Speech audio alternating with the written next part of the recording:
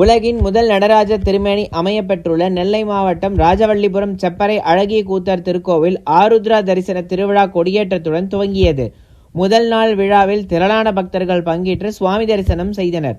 தாமிரபரணி நதிக்கரையில் நெல்லை மாவட்டம் ராஜவல்லிபுரம் அடுத்து செப்பறை பகுதியில் அமைந்துள்ள அழகிய கூத்தர் திருக்கோவில் மிகவும் பிரசித்தி பெற்ற கோவிலாகும்.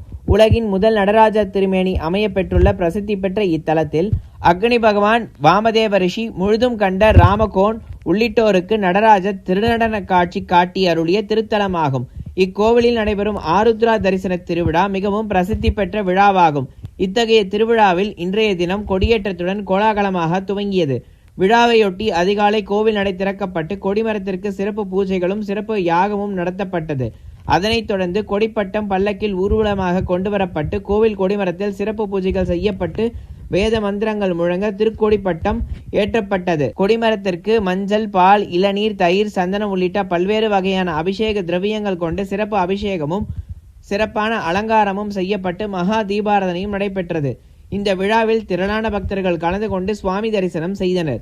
விழாவின் சிகர நிகழ்ச்சியாக திருத்தேரோட்டம் ஜனவரி 2ஆம் தேதியும் ஆருத்ரா தரிசனம் ஜனவரி 3ஆம் தேதி அதிகாலையிலும் நடைபெறுகின்றது.